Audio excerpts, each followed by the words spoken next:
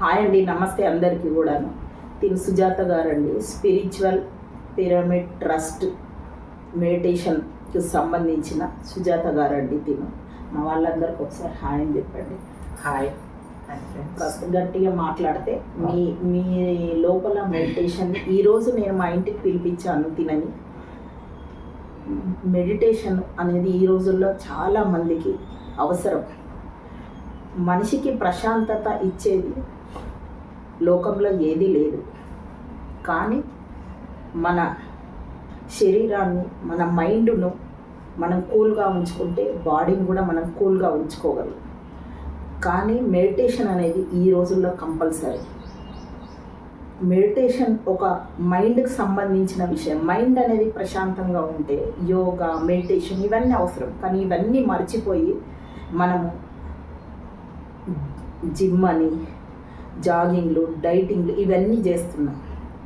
ఇవన్నీ కాకుండా ఇది ఎప్పుడో కొన్ని సంవత్సరాల బీసీ నాటి కొన్ని సంవత్సరాల వైద్యం లాంటి ఈ మెడిటేషన్ కోర్సు కానీ, యోగా కానీ ఇవన్నీ ఈ రోజులలో మనందరికి కంపల్సరీ. తన మాటల్లో తను ఏంటి తను మెడిటేషన్కి సంబంధించిందని ఈరోజు సండే కాబట్టి తనని పిలిపించాను. మీ అందరికీ కూడా తనతో ఒక చిన్న ఇంటర్వ్యూ లాంటిది చెప్పండి అండి సుజాత.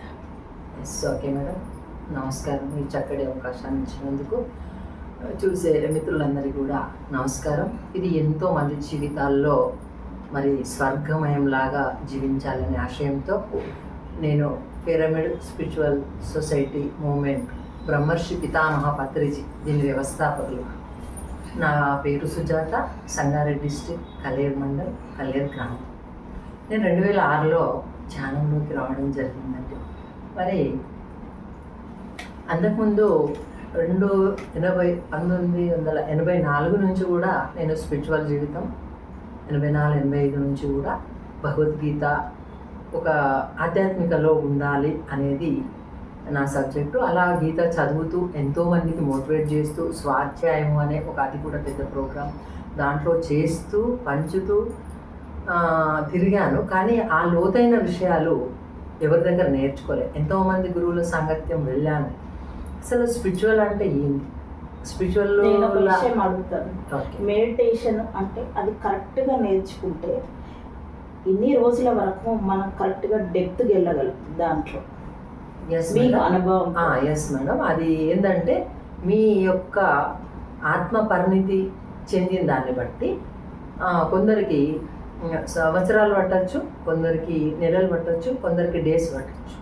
1 డేలో కూడా మీరు దాన్ని పరిణితి చెందే అవకాశం ఉందని గురువుగారు ఎన్నో సందర్భాల్లో చెప్పిండ్రు. అంటే ఇప్పుడు మీరు కనిపిస్తుండ్రు, కానీ మీ ఆత్మ ఎన్ని జన్మల నుంచి అది ఉద్ధరించబడిందో మనకు తెలియదు.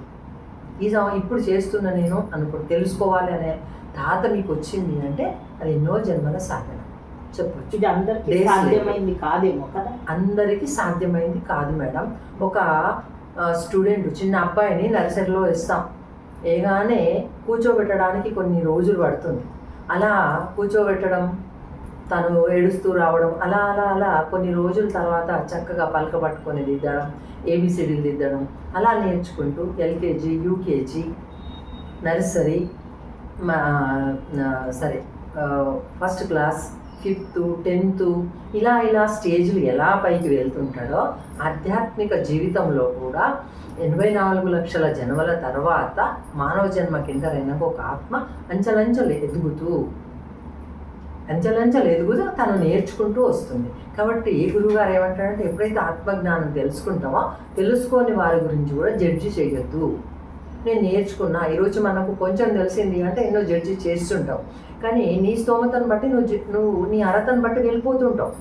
ఒక క్లాస్లో 50 మంది పిల్లలు ఉంటారు, మరి లెక్చరర్ చెప్పే సబ్జెక్టు ఒకటే ఉంటుంది, అందరికీ ఒక రకం చెప్పలేడు, కానీ వాళ్ళ తాతను బట్టి వాళ్ళు రిసీవ్ చేసుకుంటారు, వాళ్ళ మైండ్ కెపాసిటీని బట్టి వాళ్ళు రిసీవ్ చేసుకుంటారు. అట్లా గురువులు మనకు బోధిస్తున్నప్పుడు మన ఆత్మ ఎంతవరకు ఎదిగిందని వాళ్ళ నుంచి మనం తొందరగా క్యాచ్ చేసుకుని ముందుకు వెళ్ళే అవకాశం ఉంటుంది మేడం. కొందరు 20 సంవత్సరాలు చేసినా ముందుకు రాకపోవచ్చు, కొందరు నెలలో చేసినా ముందుకు రావచ్చు, సంవత్సరం చేసినా ముందుకు రావచ్చు, అలా ఉంటుంది. ఇప్పుడు మీ సబ్జెక్ట్లో మెడిటేషన్ అనే కోర్సులో మీరు ఇంతమందికి మెడిటేషన్ ఇచ్చారు. చాలా మందికి పెద్ద పెద్ద హోదాలో ఉన్న కలెక్టర్ల లాంటి వాళ్ళకి చాలా మందికి తను ఒక మెడిటేషన్ ఇచ్చారు. నాకు ఇక్కడ రీసెంట్లీగా పరిచయం అయ్యారు, ఈరోజు పిలిపించాను ఇంటికి. తనది ఈ సాధనలో మీరు మెడిటేషన్ సాధనలో మనకు తృప్తి, చాలామంది కొంతమంది మెడిటేషన్ అంటే అది మెడిటేషన్ అది తెలుసు నాకు అంటారు. అది మెడిటేషన్ పాటిస్తే, మెడిటేషన్లో ఉంటే మనం ఏ విధంగా లాభాలు పొందుతాం, లేకపోతే అది నాకు కావాలి. ఒకటే ఇప్పుడు చాలామంది ఒకటే ఆలోచిస్తారు, మెడిటేషన్లో ఫస్ట్ రిజల్ట్ ఒకటే అడుగుతారు. మెడిటేషన్ యోగా చేస్తుంటే అది ఎక్సర్సైజ్ బాడీకి ఓకే, కానీ మెడిటేషన్ అనేది అందరికీ తెలుసు. ఆ మెడిటేషన్లో ఫస్ట్ ఒకటే అందరికీ తెలియని విషయం, మెడిటేషన్ చేస్తే దాని గురించి లాభం ఏంది, ఒకటే పాయింట్లో చెప్పండి. ఒకటే పాయింట్. ఓకే మేడం, మెడిటేషన్ వల్ల శరీరానికి 3 పూటల భోజనం ఇస్తే ఎంత తృప్తిగా ఉంటున్నామో, మన మాట విని ఏ పనైనా చకచక చేయగలుగుతున్నామో, ఆ విధంగా మన మైండ్కు ఎప్పుడైతే ఫుడ్ ఇస్తామో ఆ ఫుడ్ ద్వారా ఆ మైండ్ అలా పని చేయగలుగుతుంది ప్రతి ఒక్క దాంట్లో. కానీ ఈ రోజుల్లో మైండ్ ఫుడ్ అంటే ఏంటి అనేది అర్థం కాని పరిస్థితి వచ్చింది సమాజంలో.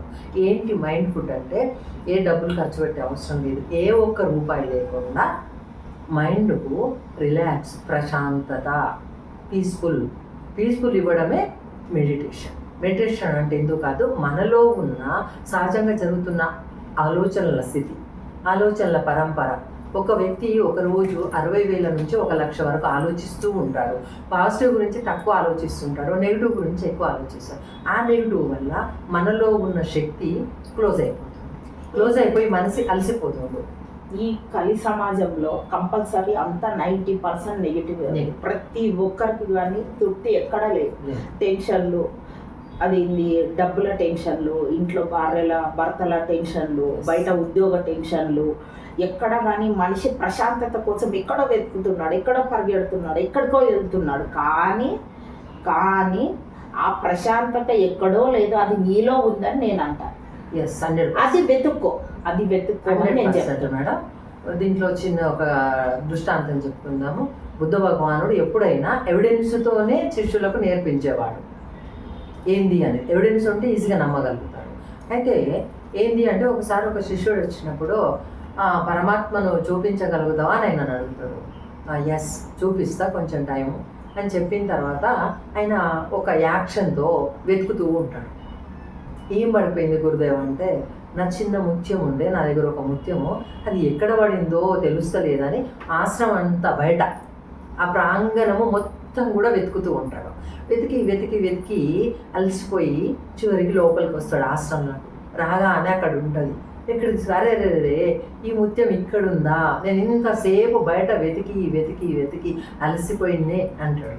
అప్పుడు అంటాడు, ఏంది గురుదేవా, నీ ఇంట్లోనే పెట్టుకో నీ ముత్యము, బయట ఇంతసేపు వెతికి నువ్వు ఇంత టైం తీసుకున్నావు అంటే, అవును నాయనా, అదే నీకు చెప్పవలసింది.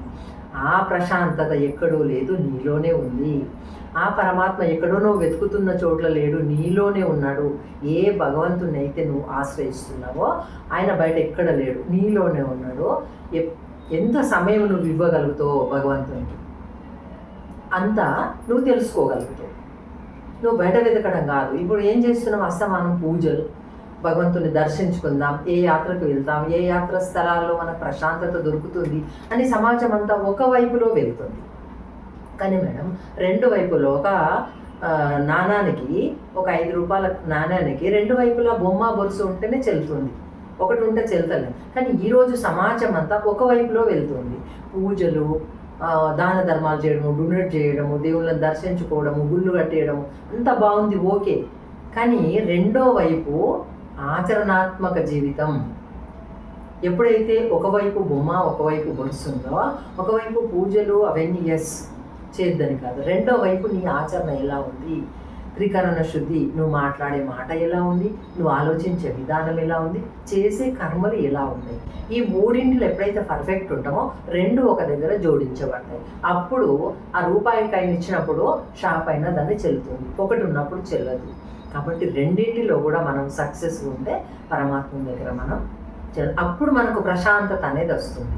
మన నుంచి ఒక చిన్న మాట జారిపోయింది అంటే మీ మనసు ఒప్పుకోదు. అది ఎప్పుడు మీరు మెడిటేషన్ చేస్తే ఏమొస్తుంది అంటే మీకు ఆత్మజ్ఞానం అనేది తెలుస్తుంది. ఒక నీళ్లు కావాలంటే భూమిని తవ్వుతున్నప్పుడే మనకు లోతుల్లో ఆ నీళ్ళు వస్తున్నాయి. నీళ్ళ తర్వాత ఇంకా ఏదైనా తవ్వుతూ ఉంటే ప్రతిదీ కూడా మనకు మరి గ్రౌండ్లో దొరుకుతుంది మేడం.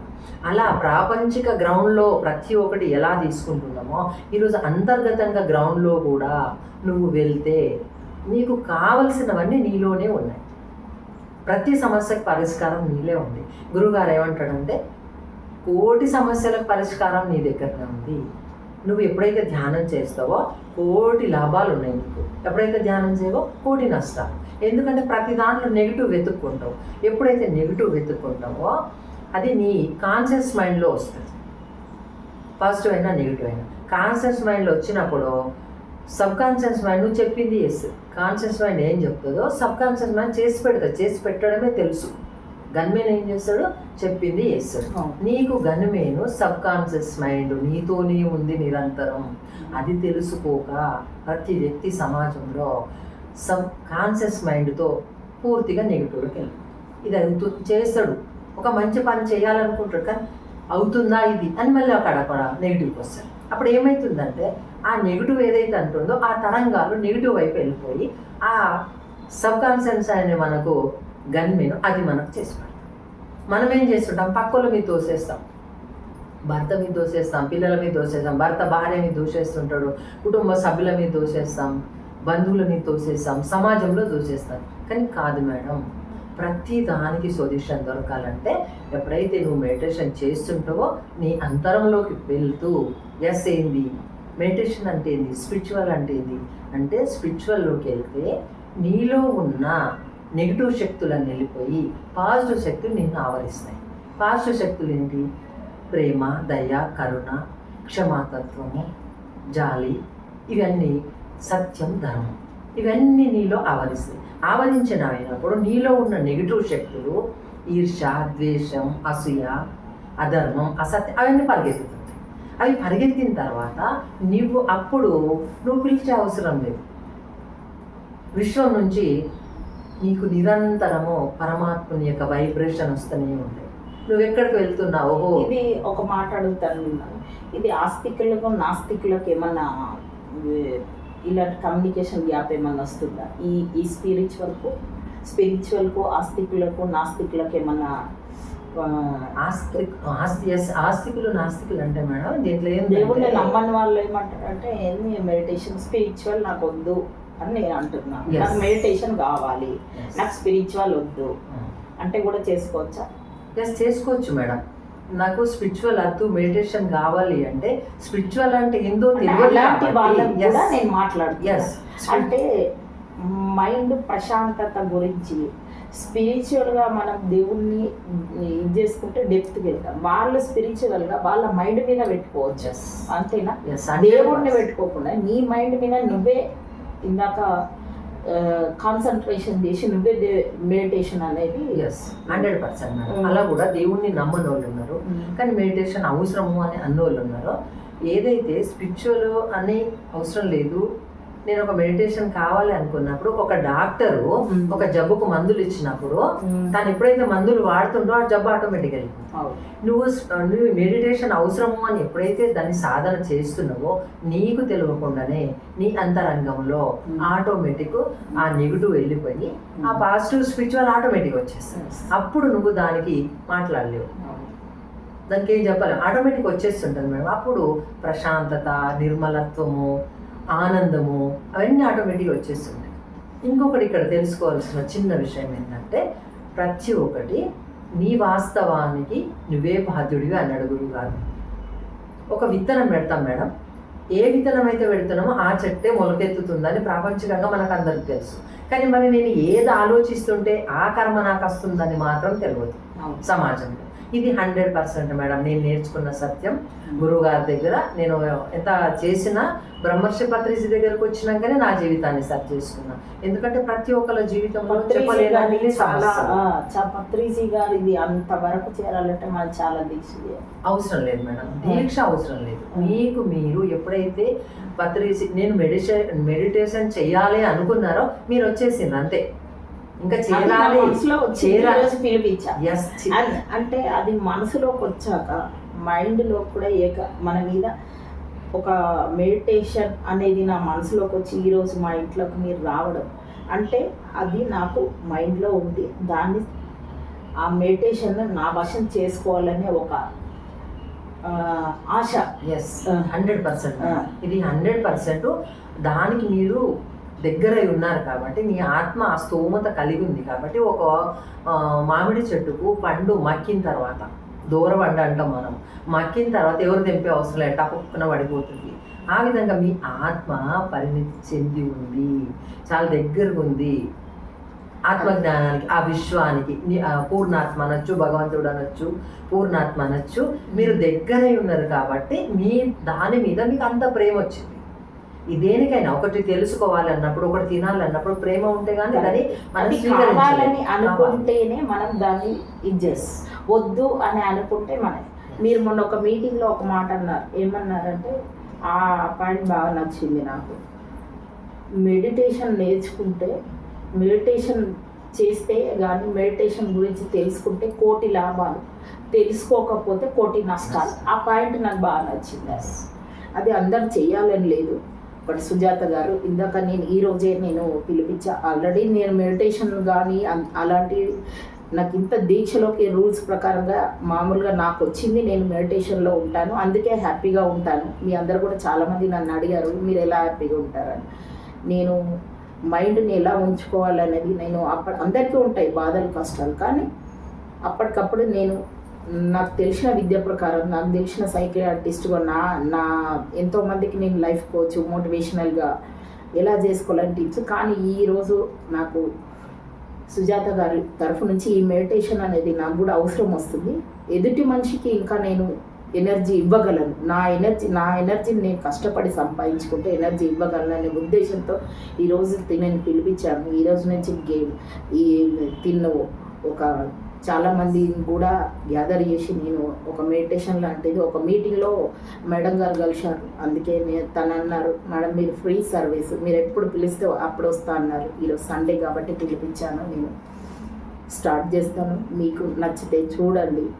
వీలైతే దాంట్లో 100 పాయింట్లు ఇందాక మాట్లాడిన మేడం గారి మాటలలో ఒక్క పాయింట్ మీ మైండ్లోకి వస్తే చాలు.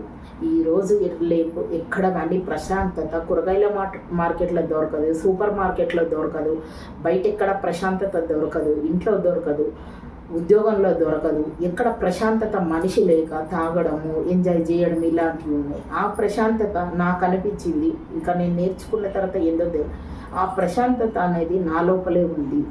దాన్ని బయటకు తీయాలంటే ఇవన్నీ అవసరము అని అనిపించింది. అందుకే నేను తనని ఈరోజు పిలిచాను. థ్యాంక్ యూ అండి, నమస్తే అండి మీ అందరికీ కూడా. సుజాత గారికి నేను మీకు నంబర్ కూడా పెడతాను. తను సుజాత గారిని మీరు ఎవరైనా అప్రోచ్ అయితే ఫోన్లో కూడా తనని కాంటాక్ట్ కావచ్చు. ఒకవేళ ఇంటికి కూడా వచ్చి ఫ్రీ సర్వీస్ ఇస్తారు తను. ఇదండి.